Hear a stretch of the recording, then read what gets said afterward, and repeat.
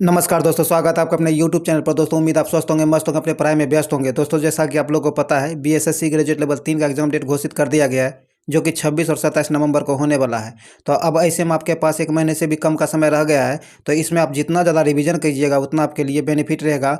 और प्रत्येक दिन आप जितना ज़्यादा टेस्ट लगाइएगा, तो प्रत्येक दिन आप 1 से 2 टेस्ट लगाइए और रिवीजन करते रहिए, यही आपको रिजल्ट दिलाएगा। तो इसीलिए आप प्रत्येक दिन रिवीजन मत छोड़िए, रिवीजन करते रहिए और प्रत्येक दिन टेस्ट जरूर लगाइए, कम से कम 1 टेस्ट जरूर लगाइए। तो इसी को ध्यान में रखते हुए हम प्रत्येक दिन 2 टेस्ट ला रहे हैं। एक टेस्ट आपको सुबह 8 बजे और दूसरा टेस्ट शाम के 7 बजे ला रहे हैं। तो आप उन दोनों टेस्टों को उसी टाइम जरूर जाके पूरा टेस्ट लगाया कीजिए, ताकि इसका फ़ायदा आपको मिल सके। और रिवीजन के लिए मास्टर वीडियो 4 मास्टर वीडियो बनाकर अपलोड कर दिया गया है, जिसका प्लेलिस्ट का लिंक आपको डिस्क्रिप्शन मिल जाएगा, या फिर आप हमारे चैनल के प्लेलिस्ट में जा करके देख सकते हैं। तो उन सारे मास्टर वीडियो को 1 से 2 बार 4 बार जितने बार में आप देख पाते हैं, पूरा कर पाते हैं, उसे ज़रूर देखिए। लास्ट टाइम जितना क्वेश्चन आपके नज़रों से गुजरेगा उतना आपको कॉन्फिडेंस लेवल आपका बढ़ेगा। तो इसीलिए आप प्रत्येक दिन रिवीजन कीजिए और टेस्ट लगाते रहिए। तो चलिए ज़्यादा टाइम नहीं गवाते हैं दोस्तों। हाँ, इस वीडियो को शुरू से अंत तक जरूर देखिएगा, ताकि इसका फ़ायदा मिल सके। और लाइक कीजिए, शेयर ज़्यादा कीजिए, ज़्यादा से ज़्यादा मैक्सिमम लोगों तक शेयर कीजिए, ताकि मैक्सिमम लोगों तक पहुंच सके। और अभी तक आप हमारे चैनल को सब्सक्राइब नहीं किए तो सब्सक्राइब कर लें, घंटी दबा लें, ताकि आने वाले वीडियो का नोटिफिकेशन आपको आसानी से मिल सके। और आप इस चैनल को सपोर्ट करते रहिए। चलिए ज़्यादा टाइम नहीं गवाते हैं, इस वीडियो को शुरू करते हैं। तो आइए दोस्तों, हम लोग टेस्ट नंबर 2 का पहला क्वेश्चन शुरू करते हैं। कहता है मुद्रा सभी क्या है? मुद्रा सभी परिसंपत्तियों में सबसे तरल है। कहता है मुद्रा जो है सभी परिसंपत्तियों में सबसे तरल है। तो इसका सही आंसर क्या होगा? क्योंकि यह सार्वभौमिक रूप से स्वीकार्य है, इसीलिए ए नंबर इसका सही आंसर हो जाएगा। आगे कहता है पूंजीवादी क्या है? पूंजीवादी अर्थव्यवस्था को निम्नलिखित में से किस अन्य नाम से भी जाना जाता है। कहता है पूंजीवादी अर्थव्यवस्था जो है इसे निम्नलिखित में से किस अन्य नाम से जाना जाता है? तो इसे जो आपको बाजार अर्थव्यवस्था के नाम से भी जाना जाता है, बाजार अर्थव्यवस्था। बी नंबर इसका सही आंसर हो जाएगा। चलिए आगे है।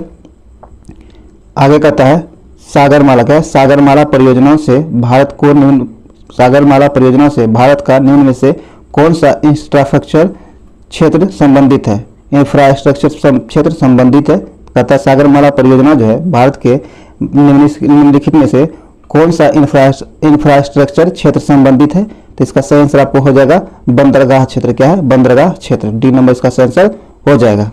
आगे कहता है भारत में कृषि आय क्या है? भारत में कृषि आय की गणना किस विधि द्वारा की जाती है? कहता है भारत में कृषि आय जो है इसकी गणना किस विधि द्वारा की जाती है? तो इसकी गणना जो है उत्पादन विधि के द्वारा किया जाता है। ए नंबर से आंसर हो जाएगा उत्पादन विधि के द्वारा। चलिए आगे है। अब ये जीके ये सब रीजनिंग है। आइए देखते हैं। हम लोग अभी सिर्फ जीके का ही भाग देख रहे हैं।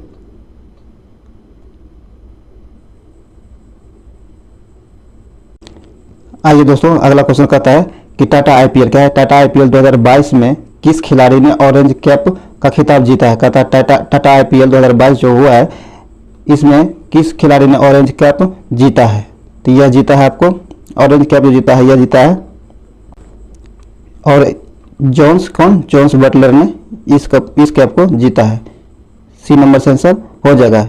ये जो है आपको ऑरेंज कैप जो है सर्वाधिक रन बनाने के लिए दिया जाता है।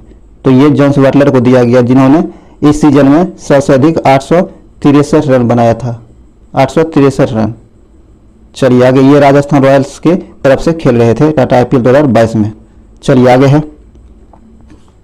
आगे कहता है हाल ही में किस राज्य द्वारा लोक मिलनी योजना का शुभारंभ किया गया है? तो यह जो है योजना शुरू की पंजाब सरकार, किसके? पंजाब सरकार के द्वारा यह योजना शुरू की गई है, यह ध्यान में रख लीजिएगा। चलिए आगे है। आगे कहता है आर्द्रभूमि क्या है? आर्द्रभूमि दिवस 2 फरवरी 2022 का थीम या फिर विषय क्या था? कहता है आर्द्रभूमि दिवस 2 फरवरी को मनाया जाता है। और 2 फरवरी जो मनाया गया है, इसमें 2 फरवरी 2022 का थीम क्या था? तो इसका थीम था आपको wetland action for people and nature. C number इसका आंसर हो जाएगा।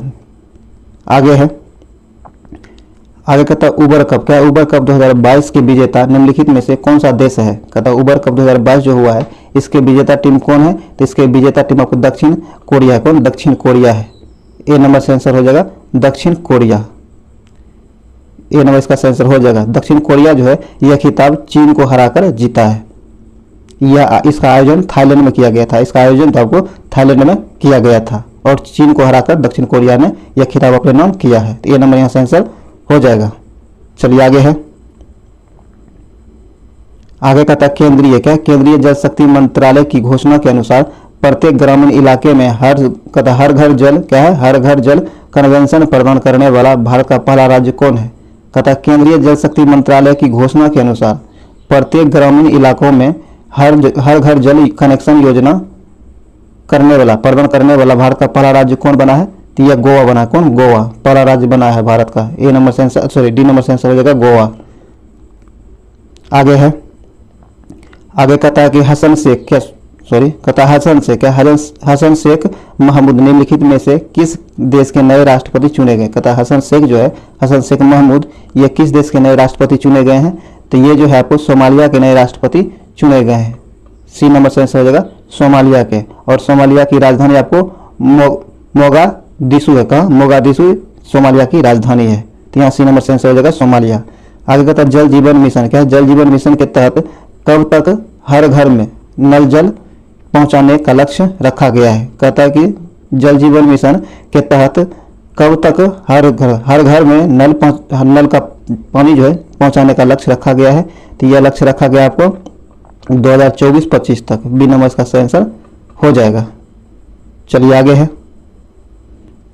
आगे कहता है किस देश ने विश्व का सबसे बड़ा सौर वृक्ष विकसित करने का कीर्तिमान बनाया है। कहता हुआ कौन सा देश है जो विश्व का सबसे बड़ा सौर वृक्ष विकसित करने का कीर्तिमान स्थापित किया है। तो ये अपना देश भारत है। कौन, भारत है। डी नंबर इसका सही आंसर हो जाएगा भारत। आगे है, सितंबर 2021 को जारी वैश्विक नवाचार सूचकांक में भारत की किस कहता है सितंबर 2021 को जो जारी किया गया वैश्विक नवाचार सूचकांक जारी किया गया, इसमें भारत को कौन सा स्थान प्राप्त हुआ है। तो इसमें भारत को जो स्थान प्राप्त हुआ है, यह भारत को 46वां स्थान प्राप्त हुआ है। कौन, 46वां स्थान प्राप्त हुआ है। बी नंबर इसका सही आंसर हो जाएगा 46वां। चलिए आगे है, इसमें प्रथम स्थान पर स्विट्जरलैंड आया। कौन, प्रथम स्थान पर स्विट्जरलैंड आया है और अंतिम स्थान पर यमन आया है। ये भी ध्यान रखिएगा, कम से कम स्विट्जरलैंड तो जरूर ध्यान रखिएगा, पहले स्थान पर पूछा जाएगा। और लास्ट में अमन आया है। इसमें भारत आपको 46वें स्थान पर आया है। चलिए आगे है, आगे कहता भारत में क्या, भारत में कब तक औसत अनुमानित आयु 70 वर्ष करने का लक्ष्य रखा गया है। कहता है भारत में जो है कब तक औसत अनुमानित आयु 70 वर्ष करने का लक्ष्य रखा गया है। तो यह लक्ष्य रखा गया आपको 2025 तक। कब, 2025 तक। बी नंबर इसका सही आंसर हो जाएगा 2025 तक। आगे है, प्रतिचुंबकीय पदार्थ की चुंबकीय प्रकृति होती है। कहता प्रतिचुंबकीय पदार्थ जो है इसकी चुंबकीय प्रकृति क्या होती है, ऋणात्मक होती है। क्या, ऋणात्मक होती है। बी नंबर इसका सही आंसर हो जाएगा ऋणात्मक। चलिए आगे बढ़िए, आगे है निम्नलिखित में से किसका अपवर्तनांक सबसे अधिक होता है। कहता है निम्नलिखित में से किसका अपवर्तनांक सबसे अधिक होता है। सबसे अधिक अपवर्तनांक आपको कार्बन डाइसल्फाइड का होता है। ए नंबर से आंसर हो जाएगा कार्बन डाइसल्फाइड। आगे कहता है किसी चालक तार का प्रतिरोध ताप के बढ़ने से डैश होता है। कहता है किसी चालक का प्रतिरोध जो होता है उसका ताप बढ़ने से उस पर क्या प्रभाव पड़ता है। तो ताप बढ़ने से किसी चालक तार की प्रतिरोधकता बढ़ती है। क्या होती है, बढ़ती है। बी नंबर इसका सही आंसर हो जाएगा। चलिए आगे है, कहता है पायरोमीटर क्या है, पायरोमीटर निम्नलिखित को मापने के प्रयोग में लाया जाता है। कहता है पायरोमीटर जो है इसे किसे मापने के लिए प्रयोग में लाया जाता है। तो पायरोमीटर का प्रयोग जो है उच्च तापमान मापने के लिए प्रयोग में लाया जाता है। बी नंबर से आंसर हो जाएगा उच्च तापमान मापने के लिए इसका प्रयोग किया जाता है। ये पायरोमीटर जो है इसका प्रयोग 800 डिग्री सेंटीग्रेड से भी अधिक तापमान को मापने के लिए इसका प्रयोग किया जाता है। ध्यान रखिएगा, यहाँ बी नंबर से आंसर हो जाएगा उच्च तापमान। चलिए आगे है,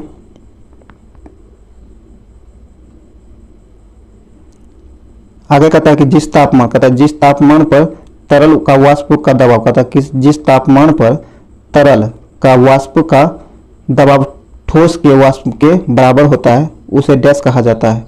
तो उसे आपको हिमांक बिंदु क्या, हिमांक बिंदु कहा जाता है। डी नंबर से आंसर हो जाएगा हिमांक बिंदु। आगे है सरल आवर्त गति। कहता है सरल आवर्त गति में एक सरल लोलक के लिए निम्नलिखित में से कौन सा कथन सही है। तो इसके लिए कौन सा कथन सही है, आइए देखते। कहता है मध्य स्थिति में गतिज ऊर्जा अधिकतम होती है। क्या होता है? मध्य स्थिति में गतिज ऊर्जा अधिकतम होती है, सही है। कहता मध्य स्थिति में गतिज ऊर्जा स्थितिज ऊर्जा अधिक होती है, यह गलत है। मध्य स्थिति में त्वरण अधिकतम होता है, यह भी गलत है। तो ये नंबर यहाँ से आंसर हो जाएगा, जो कि गलत सही दिया गया है।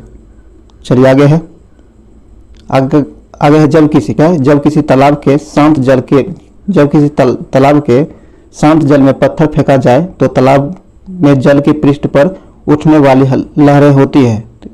जब किसी शांत तालाब में पत्थर फेंका जाता है तो उसके जल सतह पर जो लहरें उत्पन्न होती है उसे क्या कहा जाता है? तो उसे जो अनुप्रस्थ कहा जाता है। बी नंबर से आंसर हो जाएगा अनुप्रस्थ। चलिए आगे है, कहता निकट दृष्टि दोष। क्या निकट दृष्टि दोष के संबंध में कौन सा कथन गलत दिया गया है?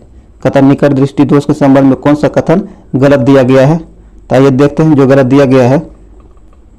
कहता है नेत्र लेंस की मोटाई बढ़ जाती है, यह सही है। नेत्र लेंस की फोकस दूरी कम हो जाती है, यह भी सही है। नेत्र गोलक की त्रिज्या व व्यास में वृद्धि होती है, यह भी सही है। जब 3 सही हो गया तो 4 ऑटोमेटिक गलत होगा, जो कि गलत ही हम लोग को चुनना था। प्रतिबिंब को रेटिना पर बनना, यह गलत है। डी नंबर से आंसर हो जाएगा, जो कि गलत दिया गया है। चलिए आगे है, आगे कहता है निम्नलिखित में क्या है? निम्नलिखित में से कौन से एक तत्व का समस्थानिक कैंसर के उपचार में प्रयुक्त किया जाता है? कहता वह कौन है जिसके समस्थानिक का प्रयोग कैंसर के उपचार में किया जाता है? तो इसका सही आंसर आपको हो जाएगा कोबाल्ट। क्या है? कोबाल्ट। बी नंबर से आंसर हो जाएगा कोबाल्ट। आगे कहता है निम्नलिखित में से कौन सा रोग बैक्टीरिया से होता है? कहता है कि निम्नलिखित में से वह कौन सा रोग है जो बैक्टीरिया के कारण होता है? तो बैक्टीरिया के कारण आपको टाइफाइड, कौन टाइफाइड होता है। बी नंबर से आंसर हो जाएगा टाइफाइड। चलिए आगे है, आगे कहता है सिनकोना। क्या है? सिनकोना का कौन सा भाग औषधि देता है? कहता है सिनकोना जो है इसका कौन सा भाग औषधि देता है? तो छाल। क्या है? छाल। बी नंबर इसका आंसर हो जाएगा छाल। आगे कहता है ईस्ट। क्या है? ईस्ट में सर्वाधिक पाए जाने वाला विटामिन कौन सा है? कहता है ईस्ट जो है इसमें सर्वाधिक पाए जाने वाला विटामिन कौन सा है? तो ये आपको विटामिन B12 है। सी नंबर से आंसर हो जाएगा विटामिन B12। चलिए आगे है, आगे कहता है यूकेरियोटिक। क्या है? यूकेरियोटिक कोशिका के संबंध में कौन सा कथन गलत दिया गया है? कहता है यूकेरियोटिक जो है कोशिका के संबंध में कौन सा कथन गलत दिया गया है? तो आइए देखते हैं। कहता है इनमें समसूत्री कोशिका विभाजन होती है, सही है। इनमें श्वसन तंत्र माइटोकॉन्ड्रिया में होता है, यह भी सही है। इनमें जो रिक्तिका उपस्थित नहीं होती है, यह गलत है। तो यहाँ सी नंबर से आंसर हो जाएगा। बाकी ये तीनों सही दिए गए हैं, सी नंबर गलत दिया गया क्योंकि हमें गलत ही चुनना था। तो सी नंबर यहाँ से आंसर हो जाएगा। चलिए आगे है, आगे कहता है हमारे शरीर में क्या? हमारे शरीर में त्वचा की सतह के नीचे मौजूद वसा किसके विरुद्ध अवरोधक का कार्य करता है? कहता है हमारे शरीर के त्वचा के नीचे जो वसा मौजूद होता है वह किसके विरुद्ध अवरोधक का कार्य करती है? तो इसका सही आंसर हो जाएगा आपको शरीर से उष्मा की क्षति के विरुद्ध। ए नंबर से आंसर हो जाएगा। आगे है कि फलों का क्या है? फलों का मधुर या मिठास स्वाद किसके कारण होता है? कहता है फलों का मधुर और मिठास जो होता है ये किसके कारण होता है? तो यह जो होता है आपको फ्रक्टोज के कारण होता है। किसके? फ्रक्टोज के कारण होता है। ए नंबर से आंसर हो जाएगा फ्रक्टोज। चलिए आगे है, आगे कहता है निम्नलिखित में से नाइट्रोजन किसका अनिवार्य घटक होता है? नाइट्रोजन जो है किसका अनिवार्य घटक होता है? तो ये होता है आपको समस्त वसा का, सभी विटामिनों का, सभी कार्बोहाइड्रेटों का, सभी प्रोटीनों का। तो इसका आंसर हो जाएगा सभी प्रोटीनों का। डी नंबर से आंसर हो जाएगा सभी प्रोटीनों का। नाइट्रोजन जो है सभी प्रोटीनों का अनिवार्य घटक होता है। डी नंबर से आंसर हो जाएगा। आगे कहता है निम्न में कौन सा सत्य फल है? कहता है निम्न में कौन सा सत्य फल है? तो आम जो है आपको सत्य फल है। कौन? आम जो है आपको सत्य फल है। ए नंबर से आंसर हो जाएगा। बाकी आपको एग्जाम में पूछा जाता है कौन सा वो सत्य फल है? तो ये सेब वो सत्य फल है, नाशपाती वो सत्य फल है। आम जो यहाँ दिया गया है ये सत्य फल है। तो ए नंबर यहाँ से आंसर हो जाएगा। चलिए आगे है, आगे कहता है निम्नलिखित में से कौन सुमेलित नहीं है? कहता है निम्नलिखित में जो है कौन सुमेलित नहीं है? आइए देखते हैं। कहता है कि कौन सुमेलित नहीं है? जो सुमेलित नहीं है उसे ढूंढना है। कहता है कोशिका सिद्धांत रॉबर्ट हुक ने दिया था, ये गलत है। क्या है? यह गलत है। ये रॉबर्ट हुक नहीं, ये जो है आपको स्लाइडेन, कौन? स्लाइडेन और श्रवण ने दिया था। तो यहाँ ए ही नंबर हो जाएगा, ए नंबर से आंसर हो जाएगा। कोशिका का सिद्धांत रॉबर्ट हुक नहीं बल्कि स्लाइडेन और श्रवण ने दिया था। और ये अगर वो रॉबर्ट हुक की बात किया जाए तो रॉबर्ट हुक जो आपको कोशिका शब्द का प्रयोग किया था, सर्वप्रथम रॉबर्ट हुक ने कोशिका शब्द का प्रयोग किया था, ये भी ध्यान में रखिएगा। यहाँ ए नंबर से आंसर हो जाएगा, जो कि गलत दिया गया है। मौकी लाइसोसोम, डिडुबे, इंसुलिन, बेंटिंग बेस्ट और रक्त परिसंचरण विलियम हार्वे, ये तीनों सही सुमेलित है। ए नंबर सही सुमेलित नहीं है, ये नंबर यहाँ से आंसर हो जाएगा। आगे कहता किसी तत्व का परमाणु संख्या 17 है। कहता किसी तत्व का परमाणु संख्या जो है वह 17 है और द्रव्यमान संख्या 36 है, तो उसके न्यूक्लियस में नेट क्या है, उसके न्यूक्लियस में जो है न्यूट्रॉनों की संख्या क्या होगी? तो इसमें न्यूट्रॉनों की संख्या जो है आपको 19 हो जाएगी। कितना? 19 हो जाएगी। बी नंबर से आंसर हो जाएगा 19। इसे 36 में से 17 घटा दीजिए, 19 हो जाएगा। अगर लोहे में जंग लगने के लिए निम्नलिखित में से किसकी आवश्यकता होती है? कहता है लोहे में जंग लगने के लिए किसकी आवश्यकता होती है? तो ये आपको ऑक्सीजन और जल की, सॉरी क्या है, ऑक्सीजन एवं जल की आवश्यकता होती है। बी नंबर से आंसर हो जाएगा, ऑक्सीजन एवं जल की आवश्यकता पड़ती है। चलिए आगे है, आगे कहता है विद्युत चालन। क्या है? विद्युत चालन करने वाले अधिकांश द्रव्य अम्ल, क्षारकों और डैश के विलयन होते हैं। कहता है कि विद्युत चालन करने के लिए अधिकांश द्रव्य अम्ल, क्षारकों और डैश के विलयन होते हैं, तो इसका सही आंसर हो जाएगा और लवण के विलयन होते हैं। बी नंबर से आंसर हो जाएगा लवण। आगे कहता है ऑरेंज ऑक्सीजन का एक उदाहरण है, सॉरी ओजोन। क्या है? ओजोन जो है, ओजोन ऑक्सीजन का एक उदाहरण है। ओजोन जो है आपको ऑक्सीजन के एक अपर रूप का उदाहरण है। किसका? अपर रूप का उदाहरण है। डी नंबर से आंसर हो जाएगा। ओजोन जो है आपको ऑक्सीजन के अपर रूप का उदाहरण है। डी नंबर से आंसर हो जाएगा। चलिए आगे है, कहता है निम्नलिखित में से किसका ज्वलनताप सबसे निम्न होता है? कहता है निम्नलिखित में से किसका ज्वलनताप सबसे कम होता है? सबसे कम ज्वलनताप जो होता है आपको पेट्रोल का होता है। किसका? पेट्रोल का सबसे कम ज्वलनताप होता है। डी नंबर से आंसर हो जाएगा पेट्रोल। पेट्रोल का ज्वलनताप जो है सबसे कम होता है। चलिए आगे है,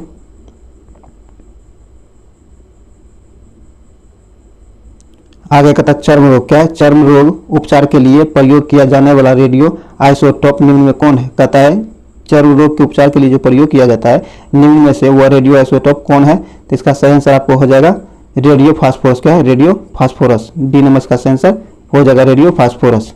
आगे कहता है वह परिवर्तन जिसमें एक या एक से अधिक नए पदार्थ बनते हैं क्या कहलाता है? कहता है वह परिवर्तन जिसमें एक या एक से अधिक नए पदार्थ बनते हैं वह क्या कहलाता है? तो वह आपको रासायनिक परिवर्तन, क्या है? रासायनिक परिवर्तन कहलाता है। सी नंबर से आंसर हो जाएगा रासायनिक परिवर्तन कहलाता है।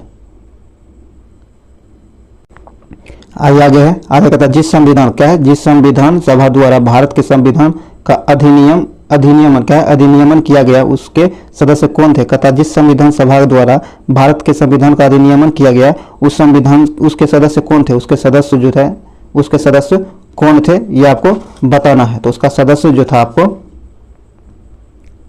हो जाएगा विभिन्न, क्या है? विभिन्न प्रांतों की विधानसभाओं द्वारा निर्वाचित सदस्य। ए नंबर इसका सही आंसर हो जाएगा। चलिए आगे है, आगे कहता है निम्नलिखित में से कौन सा रिट निजी स्वतंत्रता का एक आधार है? कहता है कि निम्नलिखित में से कौन सा रिट जो है निजी स्वतंत्रता का एक आधार है? तो इसका सही आंसर आपको हो जाएगा बंदी प्रत्यक्षीकरण। बंदी प्रत्यक्षीकरण। ए नंबर से आंसर इसका हो जाएगा। आगे कहता है राष्ट्रपति द्वारा, क्या है? राष्ट्रपति द्वारा संसद के दोनों सदनों के लिए कुल कितने सदस्य को नामित किया जा सकता है? कहता है राष्ट्रपति के द्वारा जो है संसद के दोनों सदनों के लिए कुल कितने सदस्य नामित किया जा सकता है? तो ये 12 सदस्य, कितने? 12 सदस्य को नामित किया जा सकता है। ए नंबर से आंसर हो जाएगा 12। चलिए आगे है, आगे कहता है कि भारतीय संसद, क्या भारतीय संसद के संयुक्त सत्र की अध्यक्षता कौन करता है? भारतीय संसद जो है इसकी संयुक्त सत्र की अध्यक्षता कौन करता है? तो इसकी अध्यक्षता लोकसभा का अध्यक्ष का, कौन? लोकसभा का अध्यक्ष करता है। डी नंबर से आंसर हो जाएगा लोकसभा अध्यक्ष। आइए आगे है, आगे कहता वह व्यक्ति कौन है? कहता वह व्यक्ति कौन है जो राज्यसभा का सदस्य होते हुए सभा तथा लोकसभा दोनों में बोल सकता है? कहता वह व्यक्ति कौन है जो राज्यसभा का सदस्य होता है उसके साथ साथ वह राज्यसभा और लोकसभा दोनों में बोल सकता है? तो इसका सही आंसर आपको हो जाएगा वे मंत्री जो राज्यसभा का सदस्य है। सी नंबर इसका आंसर हो जाएगा। चलिए आगे है, आगे कहता है भारतीय संविधान के किस संशोधन अधिनियम के तहत उच्च न्यायालय क्या उच्च न्यायालय के न्यायाधीशों की सेवानिवृत्ति की आयु 60 वर्ष से बढ़ाकर 62 वर्ष की गई है। कहता है संविधान की वह कौन सा संविधान संशोधन है, संविधान अधिनियम है जिसके तहत उच्च न्यायालय के न्यायाधीशों की सेवानिवृत्ति की आयु जो है 60 वर्ष से बढ़ाकर 62 वर्ष किया गया है। तो इसका सही आंसर हो जाएगा 15वां, कौन 15वां सेवानिवृत्ति। आइए आगे है, इसका सही आंसर आपको हो जाएगा 15वां, सी नंबर इसका सही आंसर हो जाएगा। आगे कहता है कि भारत के महानिदेशक है, भारत के भारत के महानियंत्रक एवं महालेखा परीक्षक किसके लिए दार्शनिक मार्गदर्शक एवं एक मित्र के रूप में कार्य करते हैं। तो इसका सही आंसर आपको हो जाएगा लोक लेखा समिति, कौन लोक लेखा समिति, डी नंबर सही आंसर हो जाएगा।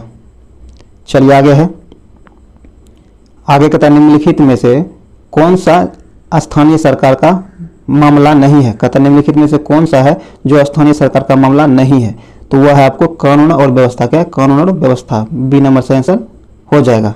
आगे कहता है अजात शत्रु निम्नलिखित में से किस वंश से संबंधित थे। कहता है अजात शत्रु जो थे यह निम्नलिखित में से किस वंश से संबंधित था। तो इसका संबंध जो आपको हर्यक वंश से था, किसे हर्यक वंश से इसका संबंध था, ए नंबर सही आंसर हो जाएगा हर्यक वंश। और हर्यक वंश के संस्थापक आपको बिंबिसार है, कौन बिंबिसार है हर्यक वंश के संस्थापक। चलिए आगे है, सेंड्रोकोटस क्या है, सेंड्रोकोटस की पहचान मौर्य शासन चंद्रगुप्त मौर्य के रूप में किसने किया है। तो ये किया आपको विलियम जोन्स ने, किसने विलियम जोन्स ने, सी नंबर आंसर हो जाएगा विलियम जोन्स। आगे का तक कर्नाट क्या है, कर्नाट वंश का संस्थापक निम्न में कौन था। कर्नाट वंश जो है इसके संस्थापक कौन थे, तो आपको नन्यदेव था, कौन नन्यदेव था, ये नंबर इसका आंसर हो जाएगा। और इसकी राजधानी आपको सिमरावगढ़ का, सिमरावगढ़ था इसकी राजधानी। चलिए आगे है, फिरोज क्या है, फिरोज तुगलक द्वारा स्थापित, फिरोज तुगलक द्वारा स्थापित दारुल साफा क्या है, दारुल साफा निम्नलिखित में से किससे संबंधित था। तो ये आपको खैराती अस्पताल से संबंधित था, बी नंबर से आंसर हो जाएगा, खैराती अस्पताल से संबंधित था। आगे कहता है तबकात क्या है, तबकात ए नासरी, तबकात ए नासरी के लेखक निम्न में से कौन था। तबकात ए नासरी के लेखक जो आपको मिहराज क्या है, मिनहाज क्या है, मिनहाज उल सिराज इसके लेखक थे, डी नंबर से आंसर हो जाएगा मिनहाज उस सिराज। चलिए आगे है, आगे कहता है दसवंत क्या, दसवंत और वसावन, दसवंत और वसावन नामक प्रसिद्ध चित्रकार निम्न में से किस मुगल सम्राट के राज दरबारी थे। तो ये जो है आपको अकबर के राज दरबारी थे, किसके अकबर के राज दरबारी थे, बी नंबर से आंसर हो जाएगा अकबर के राज दरबारी थे। आगे कहता है निम्नलिखित में क्या, निम्नलिखित में से कौन होम रूलिंग के स्थापना से संबंधित नहीं था। कहता नीचे दिए गए में से कौन होम रूलिंग के स्थापना से संबंधित नहीं था। तो ये आपको टीएस और टीएस, ये जो आपको होम रूलिंग से संबंधित नहीं थे ये थे आपको टीएस ऑलकॉट, कौन टीएस ऑलकॉट, ए नंबर से आंसर हो जाएगा। बाकी Annie Besant, S M Subramaniam Iyer और बाल गंगाधर तिलक ये तीनों संबंधित थे, ए नंबर से आंसर हो जाएगा, जो कि होम रूलिंग से संबंधित नहीं थे। चलिए आगे है, आगे कहता जलियांवाला बाग क्या है, जलियांवाला बाग के मार्गदर्शन के लिए लोग क्यों जमा हुए थे। कहता जलियांवाला बाग जो है, जलियांवाला बाग प्रदर्शन के लिए लोग क्यों इकट्ठा हुए थे। तो यह इकट्ठा हुए थे आपको किचलू तथा सत्यपाल के बंदी बनाने के विरोध में प्रदर्शन करने के लिए, सी नंबर इसका आंसर हो जाएगा। और ये आपको 13 अप्रैल कब, 13 अप्रैल 1919 की घटना है, जलियांवाला बाग हत्याकांड। चलिए आगे है, कहता निम्नलिखित में से किस आंदोलन की असफलता के बाद स्वराज पार्टी का गठन हुआ है। कहता है निम्नलिखित में से किस आंदोलन की असफलता के बाद स्वराज पार्टी का गठन हुआ है। तो यह वो सहयोग आंदोलन के क्या है, वो सहयोग आंदोलन के असफलता के बाद आपको स्वराज पार्टी का गठन हुआ है, बी नंबर से आंसर हो जाएगा, वो सहयोग आंदोलन के विफल होने के बाद। और ये स्वराज पार्टी जो है इसका गठन मोतीलाल नेहरू और चित्तरंजन दास ये दोनों मिलकर किए थे 1923 में। कब, 1923 में, ये ध्यान रखिए 1923 में वो सहयोग स्वराज क्या है, स्वराज पार्टी का गठन किया गया था, इसकी स्थापना जब मोतीलाल नेहरू और चित्तरंजन दास के द्वारा किया गया था। ये आपको पूछ लिया जाता है एग्जाम में। और ये वो सहयोग आंदोलन जो शुरू हुआ था 1920 में, कब, 1920 में शुरू हुआ था वो सहयोग आंदोलन, ये भी ध्यान रखिएगा। चलिए आगे है, कहता कि गांधी इरविन, क्या गांधी इरविन समझौता कब हुआ था? गांधी इरविन समझौता जो है ये कब हुआ था? तो ये आपको 5 मार्च 1931 को हुआ था। कब? 5 मार्च 1931 को हुआ था। ए नंबर से आंसर हो जाएगा 5 मार्च 1931 को। आगे है किस वैज्ञानिक, कहता किस वैज्ञानिक ने सर्वप्रथम खोज की है कि पृथ्वी सूर्य के चारों ओर घूमती है? कहता हुआ कौन से वैज्ञानिक है जिन्होंने सर्वप्रथम ये खोजा है कि पृथ्वी जो है सूर्य के चारों ओर घूमती है? तो ये आपको खोजा है कोपरनिकस ने। किसने? कोपरनिकस ने। सी नंबर से आंसर हो जाएगा कोपरनिकस। चलिए आगे है, आगे कहता निम्नलिखित में से कौन सा सौरमंडल का भाग नहीं है? कहता निम्नलिखित में से कौन सौरमंडल का भाग नहीं है? सौरमंडल का भाग नहीं है निहारिका। कौन? निहारिका। डी नंबर इसका आंसर हो जाएगा निहारिका। निहारिका जो आपको सौरमंडल का भाग नहीं है, बाकी सूर्य ग्रह और धूमकेतु और ग्रह ये तीनों सौरमंडल का भाग है। तो डी नंबर यहाँ से आंसर हो जाएगा निहारिका, जो कि सौरमंडल का भाग नहीं है। आगे कहता है दक्षिणी गोलार्ध में सबसे बड़ा दिन कब होता है? दक्षिणी गोलार्ध जो है इसमें सबसे बड़ा दिन कब होता है? दक्षिणी गोलार्ध में सबसे बड़ा दिन आपको 22 सितंबर को होता है। कब? 22 सितंबर को दक्षिणी गोलार्ध में सबसे बड़ा दिन होता है। सी नंबर से आंसर हो जाएगा 22 सितंबर को। और सबसे बड़ा दिन होता है आपको 22 दिसंबर को। सी नंबर यहाँ से आंसर हो जाएगा। अगर वही आपको कहा जाए कि सबसे दक्षिणी गोलार्ध में क्या है, दक्षिणी गोलार्ध में सबसे छोटा दिन कब होता है? तो दक्षिणी गोलार्ध में सबसे छोटा दिन आपको 21 जून को होता है। कब? 21 जून को। 21 जून को सबसे छोटा दिन दक्षिणी गोलार्ध में होता है। और इसी 21 जून को सबसे बड़ा उत्तरी गोलार्ध में सबसे बड़ा दिन होता है। और जैसे ही आपको 22 सितंबर को उत्तरी दक्षिणी गोलार्ध में सबसे बड़ा दिन होता है, तो इसी 22 सितंबर को उत्तरी गोलार्ध में सबसे छोटा दिन भी होगा, क्योंकि जब उस गोलार्ध में दक्षिणी गोलार्ध में बड़ा होगा तो उत्तरी गोलार्ध में ऑटोमेटिक छोटा दिन होगा ही होगा। तो यह ध्यान में रख लीजिएगा। चलिए आगे है कि कन्याकुमारी के, कन्याकुमारी से सटी पहाड़ियां निम्नलिखित में से कौन है? कन्याकुमारी से सटी पहाड़ियां जो है कौन है? तो आपको कार्डेमम पहाड़ियां है। कौन? कार्डेमम पहाड़ियां है। सी नंबर से आंसर हो जाएगा कार्डेमम पहाड़ियां। आगे कहता है सतलज, क्या है? सतलज तथा कालजी नदी के बीच स्थित हिमालय के भाग को किस नाम से जाना जाता है? तो इसे जो आपको कुमाऊं हिमालय के नाम से जाना जाता है। सी नंबर से आंसर हो जाएगा कुमाऊं हिमालय के नाम से जाना जाता है। आगे है दक्षिण, क्या है? दक्षिण अमेरिका में मध्य अक्षांशीय घास के मैदान को किस नाम से जाना जाता है? तो इसे जो आपको पंपास के नाम से, क्या है? पंपास के नाम से जाना जाता है। सी नंबर से आंसर हो जाएगा पंपास। आगे गंगा नदी के किनारे बसा सबसे बड़ा शहर निम्न में कौन है? कहता गंगा नदी के किनारे बसा सबसे बड़ा शहर कौन सा है? तो कानपुर है। कौन? कानपुर है। सी नंबर से आंसर हो जाएगा कानपुर। चलिए आगे है, आगे कहता निम्नलिखित में, क्या है? निम्नलिखित में से किस क्षेत्र में परवाल भित्ति नहीं पाई जाती है? कहता हुआ कौन सा क्षेत्र है जिसमें परवाल भित्ति नहीं पाई जाती है? तो इसका सही आंसर हो जाएगा आपको काम्बे की खाड़ी। क्या है? काम्बे की खाड़ी। सी नंबर इसका सही आंसर हो जाएगा काम्बे की खाड़ी। आगे कहता है ग्रीन पीस, क्या है? ग्रीन पीस इंटरनेशनल का मुख्यालय कहाँ अवस्थित है? ग्रीन पीस जो है ग्रीन पीस इंटरनेशनल का मुख्यालय कहाँ अवस्थित है? तो ये आपको नीदरलैंड में, कहाँ? नीदरलैंड में इसका मुख्यालय अवस्थित है। ए नंबर से आंसर हो जाएगा नीदरलैंड। चलिए आगे है, कहता पारिस्थितिकी, क्या है? पारिस्थितिकी तंत्र की संकल्पना को किसने प्रस्तावित किया था? कहता पारिस्थितिकी तंत्र जो है इसकी संकल्पना किसने प्रस्तावित किया था? तो इसकी संकल्पना जो है आपको प्रस्तावित किया गया था टांसले के द्वारा। किसके? टांसले के द्वारा। सी नंबर से आंसर हो जाएगा टांसले। और टांसले ने सर्वप्रथम 1935 में, कब? 1935 में इसकी परिकल्पना की थी। 1935 में, यह भी याद रखिएगा। आगे कहता निम्न में से कौन कृत्रिम परिस्थितिकी तंत्र का उदाहरण है? कहता नीचे दिए गए में से कौन कृत्रिम परिस्थितिकी तंत्र का उदाहरण है? तो इसका सही आंसर हो जाएगा आपको धान की खेत। क्या है? धान का खेत। ए नंबर से आंसर हो जाएगा धान का खेत। चलिए आगे है, आगे कहता है एक घास स्थानीय, क्या है? एक घास स्थानीय परिस्थितिकी तंत्र के खाद्य श्रृंखला में विभिन्न घटकों का सही क्रम है। तो इसका सही क्रम क्या है? तो इसका सही क्रम हो जाएगा घास, टिड्डी, मेढक और सर्प। सी नंबर इसका सही आंसर हो जाएगा। चलिए आगे है, आगे कहता है एक पारिस्थितिकी तंत्र, क्या है? एक पारिस्थितिकी तंत्र में ऊर्जा की मात्रा का पोषण स्तर से अन्य पोषण स्तर में हस्तांतरण के पश्चात क्या प्रभाव पड़ता है? तो इस पर जो प्रभाव पड़ता है यह घटता, क्या घटता है? ए नंबर से आंसर हो जाएगा घटता है। आगे कहता है दक्षिणी गंगोत्री क्या है, दक्षिण गंगोत्री निम्न में से कहाँ स्थित है। दक्षिण गंगोत्री जो है ये कहाँ स्थित है, तो यह आपको अंटार्कटिका में, कहाँ अंटार्कटिका में स्थित है। ए नंबर से आंसर हो जाएगा अंटार्कटिका। चलिए आगे है, आगे कहता है जंतर मंतर क्या है, जंतर मंतर का निर्माण निम्नलिखित में से किसके द्वारा करवाया गया था। कहता है जंतर मंतर जो है इसका निर्माण किसके द्वारा करवाया गया था, तो इसका निर्माण आपको जयसिंह के द्वारा, किसके, जयसिंह के द्वारा इसका निर्माण करवाया गया था। बी नंबर से आंसर हो जाएगा जयसिंह के द्वारा। आगे कहता है भारतीय परमाणु ऊर्जा कार्यक्रम के जनक किसे माना जाता है। भारतीय परमाणु ऊर्जा कार्यक्रम जो है इसके जनक किसे माना जाता है, तो इसका जनक आपको एस.जे. भाभा को, डी नंबर से आंसर हो जाएगा होमी जहांगीर भाभा को इसका जनक माना जाता है। डी नंबर से आंसर हो जाएगा। चलिए आगे है,